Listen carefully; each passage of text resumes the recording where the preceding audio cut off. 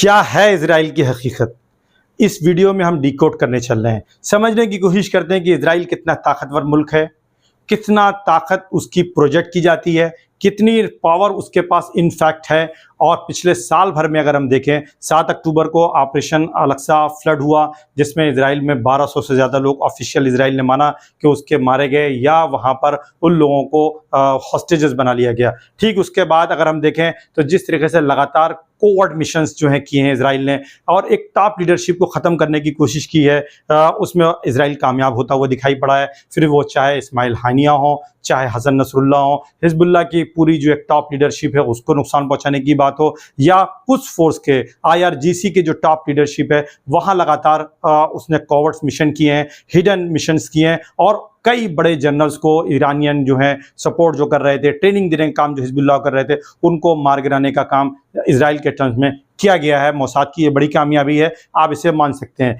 लेकिन अगर आप दूसरे नज़रिए से देखें, सिक्के के दूसरे पहलू को देखें, तो आपको इजराइल की लिमिटेशंस दिखाई पड़ जाएगी। जब इजराइल ने डेमेस्कस में यानी दमिश्क में ईरान के काउंसलेट जनरल के ऊपर हमला किया, तो वहाँ उसके बाद ईरान ने जिस तरीके से सैकड़ों ड्रोन्स और मिसाइल्स और रॉकेट्स के जरिए से हमला किया, उसके बाद उसका रिप्लाई जिस तरीके से इजराइल को करना चाहिए था, एयर सुपीरियरिटी के बावजूद इजराइल ने वो जवाब नहीं दिया। और ठीक अब हसन नसरुल्लाह की डेथ के बाद जिस तरीके से उनको असैसिनेट किया गया, इजराइल के खिलाफ ईरान ने अपनी मिसाइल्स की जो बौछार की है और जिसमें हाइपरसोनिक मिसाइल भी इस्तेमाल की गई है फतेह, और जाकर के मोसाद के हेडक्वार्टर को जिसने हिट किया है, कितना डैमेज हुआ है, कितना डैमेज नहीं हुआ है, इसमें ऑब्जेक्टिविटी नहीं हो सकती है, सब्जेक्टिव हो सकता है, क्योंकि बहुत सारी चीज़ें अभी आपको बाद में पता लगेंगी जब वो मीडिया में स्टोरी में कवर की जाएंगी। लेकिन डेफिनेटली एक चीज़ ज़रूर है कि मोसाद के हेडक्वार्टर को हिट हुआ है। साथ ही साथ जो नेवातिम एयरबेस है, जिसको इजराइल ने अब एक्सेप्ट कर लिया है कि वो उस पर हमला हुआ है। Nevatim airbase one of the most important airbase of Israel, जहां पर F-35 उनके दुनिया के सबसे latest advance version 5th generation fighter jet रहते हैं और उनको नुकसान पहुंचा है, ये मान लिया है। और अब 48 घंटे आप कह सकते हैं कि होने वाले हैं, लेकिन अभी तक इजराइल का रिस्पांस नहीं आया जब तक कि मैं ये वीडियो शूट कर रहा हूं। तो आप ये देख सकते हैं कि इजराइल की लिमिटेशंस, यकीनन इजराइल रिस्पॉन्ड करेगा, इजराइल का अटैक आएगा, लेकिन ईरान का भी काउंटर अटैक जाएगा। और अब एक फ्रंट खुलता हुआ दिखाई पड़ रहा है, ये फ्रंट ईरान और इजराइल के बीच में होगा, जिसमें एरियल कन्फ्रंट्रेशन होगा, एरियल डॉग फाइट होगी, क्योंकि ईरान के पास एयरफोर्स नहीं है, एयर सुपीरियरिटी नहीं है। तो ईरान के ऊपर तो इजराइल जो है अपने F-35, F-15 और साथ में अमेरिकन जो फाइटर जेट्स हैं उनके साथ वो ईरान में बम्बार्ड करने की कोशिश करेंगे, उनके इंफ्रास्ट्रक्चर को नुकसान पहुंचाने की कोशिश करेंगे। लेकिन लाख टके का सवाल यह है कि क्या ईरान इसका जवाब अपनी हाइपरसोनिक मिसाइल से देगा? क्या नतांज जैसे जो एटॉमिक रिएक्टर हैं ईरान के, उस पर इजराइल हमला करने की हिम्मत उठा सकता है, रिस्क ले सकता है? क्या इस तरीके की कोई हाइपरसोनिक मिसाइल इजराइल के जो एटॉमिक सेंटर्स हैं, जो पावर जनरेशन सेंटर्स हैं, अगर वहां पर लगातार 300-400 हाइपरसोनिक मिसाइल एक साथ अगर उनका बैराज डाल दिया जाता है, तो ऐसी सिचुएशन में उनका जो मिसाइल डिफेंस सिस्टम है वो कैसे उसको रोक पाएगा? आयरन डोम रॉकेट रोकने के लिए या शॉर्ट रेंज मिसाइल्स को रोकने के लिए है, हालांकि उनके पास एरो मिसाइल सिस्टम भी है और साथ ही साथ उनके पास डेविड स्लिंग जैसा मिसाइल सिस्टम है, पैट्रियट है, थॉट अमेरिका की तरफ से आ रहा है। लेकिन इस सब के बावजूद अगर एटॉमिक रिएक्टर पर हमला ईरान के होता है और रिस्पांस में ईरान भी इजराइल के एटॉमिक रिएक्टर पर हमला करता है, और अगर दोनों जगह ये हिट होते हैं, तो दुनिया कितने बड़े खतरनाक मोड़ पर खड़ी है और पूरा वेस्ट एशिया किस तरीके से खतरनाक मोड़ पर खड़ा है, इसका अंदाजा लगाना बहुत जरूरी है। पूरी दुनिया को अब यूनाइट हो जाना चाहिए इस लड़ाई को रोकने के लिए, और डेफिनेटली इसका एक सोल्यूशन भी होना चाहिए कि किस तरीके से पैलेस्टाइन की जो क्राइसिस है उसको अब एक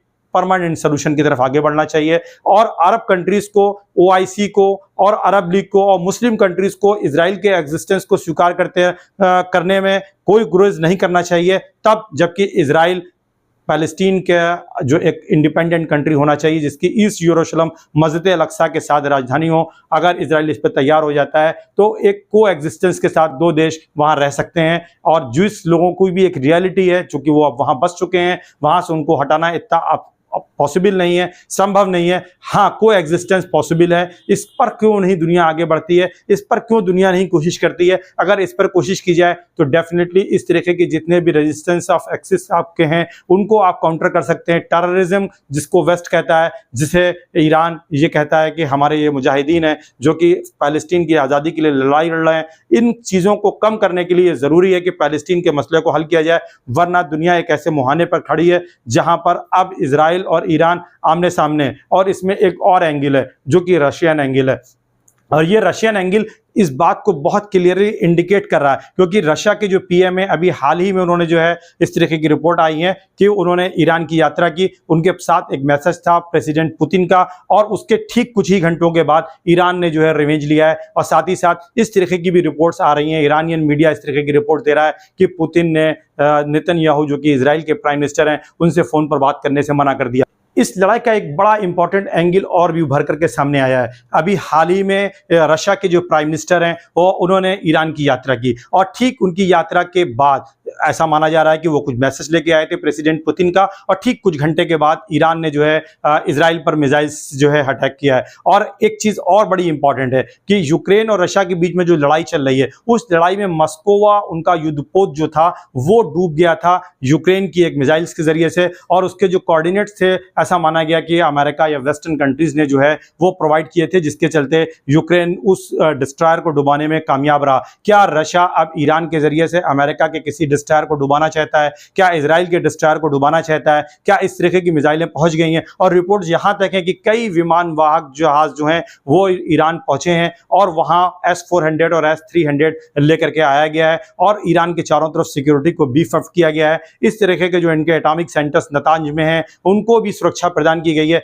क्या यह भी पॉसिबल है कि इजराइल की जो एयर स्ट्राइक आएगी उसको कहीं S-400 काउंटर अटैक के जरिए से नाकाम ना कर दे? और ये वो सारे सवाल हैं जो अगले कुछ घंटों में डेफिनेटली या एक दो दिन में आपके सामने क्लियर हो जाएंगे। लेकिन एक चीज़ बहुत ध्यान देने की है, वो ये ध्यान देने की है कि आज गांधी जयंती है, और आज ही के दिन सुल्तान सलाहुद्दीन अयूबी ने यानी 2 अक्टूबर 1187 को यरूशलेम की फतेह की थी। हम इन चीज़ों को ध्यान में रखते हुए एक ऐसे सोल्यूशन की तरफ आगे बढ़ें जहां पर इजराइल के एग्जिस्टेंस के साथ साथ एक इंडिपेंडेंट पैलेस्टाइन स्टेट हो, जिसकी कैपिटल जो है ईस्टर्न यरूशलेम हो, यानी मस्जिद अल अक्सा का अधिकार मुसलमानों के पास हो। और यही एक परमानेंट सोल्यूशन हो सकता है, एक पीस ला सकता है पूरे रीजन में। अदरवाइज हालात डे बाय डे बिगड़ते जाएंगे। शॉर्ट टर्म में आप कह सकते हैं कि इजराइल हो सकता है कुछ एज टेक्नोलॉजिकल रखते हुए अपने मिशंस को कुछ पूरा कर ले, लेकिन in the long run Israel के लिए चैलेंजेस बढ़ते जा रहे हैं, चैलेंजेस बढ़ते जाएंगे। जिस तरीके से ड्रोन टेक्नोलॉजी आई है